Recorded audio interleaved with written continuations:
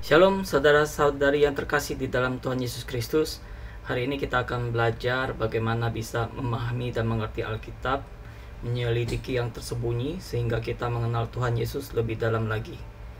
Sebelumnya mari kita katakan bersama-sama, saya anak yang dikasihi Tuhan Yesus Kristus, penuh kasih karunia, hidup yang kekal dan kelimpahan di dalam Yesus Kristus.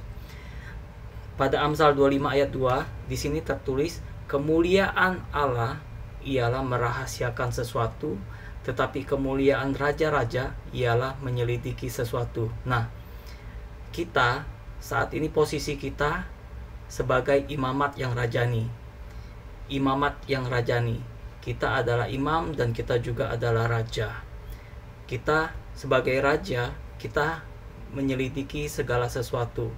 Kita adalah raja, kita anak raja, kita menyelidiki Alkitab kita dan membedah Alkitab kita lebih dalam lagi.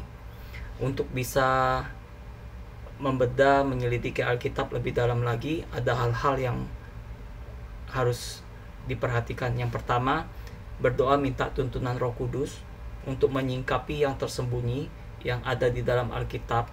Yang kedua, kepada siapa firman itu disampaikan, apakah kepada murid Yesus, kepada orang yang belum mengenal Yesus, atau kepada ahli Taurat. Ketiga, firman berasal dari Allah atau perkataan manusia. Kalau firman itu berasal dari Allah, itu akan mengubah hidup kita. Sedangkan kalau berasal dari perkataan manusia, contohnya perkataan Ayub, Tuhan yang memberi, Tuhan yang mengambil. Nah, ini perkataan Ayub yang seringkali dianggap orang sebagai firman Tuhan, tetapi ini bukan firman Tuhan, tetapi perkataan Ayub. Jelas Tuhan kita tidak pernah mengambil dari saya dan Anda. Tuhan yang kita sembah itu suka memberi berkat, bukan mengambil berkat. Jadi yang mengambil berkat, yang menghancurkan Ayub dan yang mengambil berkatnya Ayub itu adalah iblis. Keempat, Tuhan Yesus ada di perjanjian lama dan di perjanjian baru. Nah, di dalam perjanjian lama, Tuhan Yesus digambarkan ke dalam seorang tokoh, simbol, dan lambang-lambang tertentu yang semuanya itu berbicara tentang Yesus. Di perjanjian baru, semuanya menjadi lebih jelas lagi, tidak berupa gambaran seperti di perjanjian lama, di mana firman datang ke dunia menjadi manusia, yaitu Yesus Kristus penyelamat dunia. Kelima, yang harus diingat adalah Tuhan bisa menjawab segera dan juga bisa menunggu saya dan Anda siap untuk mengerti. Kemudian Tuhan baru menjawab semua yang saya dan Anda tanyakan di Alkitab. Oke, kita lanjut. Bagaimana membedah Alkitab? Kita bagi dua, perjanjian lama dan perjanjian baru. Seperti yang saya katakan bahwa di dalam perjanjian lama itu Yesus itu tersembunyi dalam bentuk tokoh, simbol. Nah, ini perlu kita bedah dan kita lihat di perjanjian baru sehingga kita akan menemukan gambaran yang luar biasa, pemahaman yang lebih dalam lagi mengenai Tuhan Yesus kita.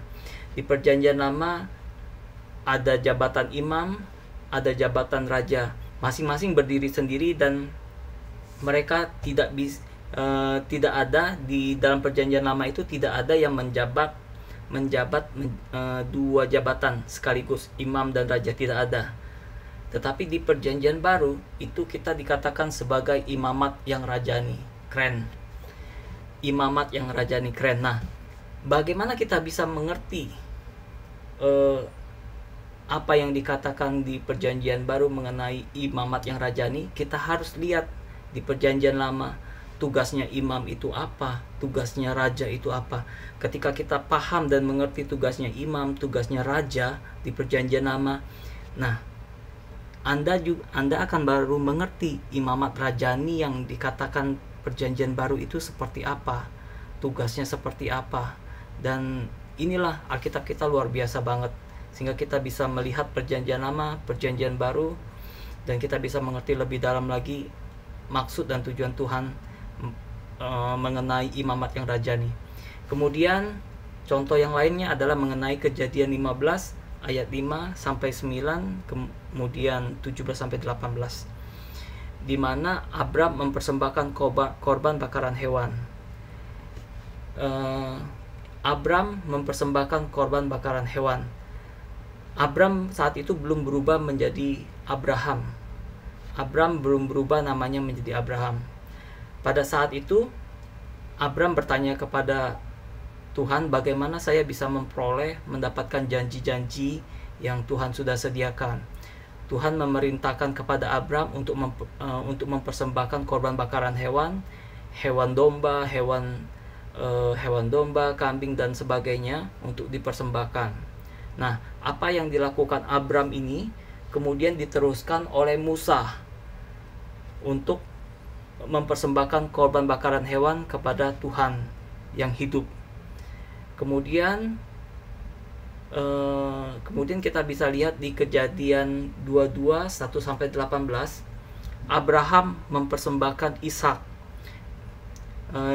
Kenapa saya pindahkan cerita Kejadian 22 1-18 ini di Perjanjian Baru? Karena apa yang dilakukan Abraham ini persis sama dengan apa yang dilakukan Bapa Surgawi, di mana mempersembahkan Yesus sebagai anak tunggalnya. Sehingga gambaran cerita dari Perjanjian Lama sampai Perjanjian Baru makin lebih jelas dan kita makin lebih mengerti. Di Kejadian 22 1-18, Abraham mempersembahkan Ishak. Itu melambangkan bagaimana Bapa Surgawi mempersembahkan Yesus sebagai anak tunggalnya untuk menebus dosa kita semua. Oke, kemudian contoh ketiga, 2 Raja-Raja 13:14-21, kematian Nabi Elisa. Nah, ini menarik. Nabi Elisa mati, tetapi mayat-mayat yang mengenai kuburan Nabi Elisa, mayat-mayat mati tersebut menjadi bangkit kembali dan hidup kembali. Nah, kalau saudara-saudari bisa bayangkan, apa sih kok mayat kuburnya Elisa itu, kematian Elisa itu kok begitu luar biasa ya, sampai mayat mati yang kena ke kuburnya itu bisa bangkit lagi, bisa hidup lagi. Nah, ini halnya sama dengan apa yang Tuhan Yesus kita kerjakan, bahkan lebih besar dari apa yang sudah Elisa perbuat. Kematian Yesus Kristus itu lebih besar lagi dari apa yang sudah Elisa lakukan. Kematian Tuhan Yesus Kristus membangkitkan kita dan memberikan kita kepada hidup yang kekal. Kematian Yesus membangkitkan kita dan memberikan kita kehidupan yang kekal. Jadi Alkitab kita itu sebenarnya dari Perjanjian Lama sampai Perjanjian Baru kita bisa mulai menggambarkan, oh kok peristiwa di Kejadian Lama itu bisa seharmoni di Perjanjian Baru. Nah, dari situ kita akan bisa belajar dan bisa membedakannya, dan kita bisa mengerti bahwa memang Tuhan sudah merancangkan itu semua dari awal sampai akhir, dan itu semuanya harmoni, sinkron seperti itu. Kemudian yang menarik nih, di Perjanjian Lama itu ada Esau dan Yakub. Esau itu anak tunggal dan Yakub, bukan Ayub ya saudara-saudara. Yakub itu anak bungsu. Nah, apakah kisah Esau dan Yakub ini ada di dalam Perjanjian Baru? Saya akan bahas di episode berikutnya. Tetapi yang saya mau katakan, ya, anak tunggal dan anak bungsu yang ada di Perjanjian Lama itu juga ada di Perjanjian Baru, tetapi disembunyikan oleh Tuhan kita Yesus Kristus. Nah, tugas kita menyelidikin itu sehingga kita bisa mengerti, oh ternyata anak tunggal dan anak bungsu atau anak tunggal dan anak kedua itu ternyata ada di dalam Perjanjian Baru.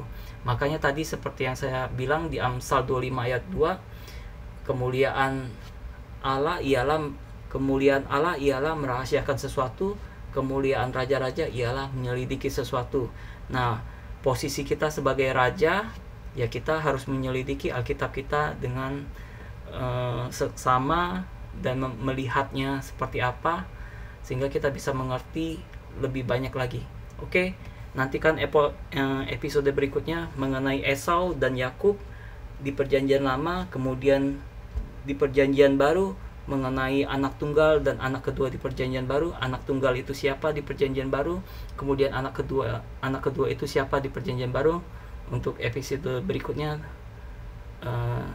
silakan ditonton supaya kita bisa belajar bersama-sama Alkitab kita yang sangat luar biasa ini. Oke, bye.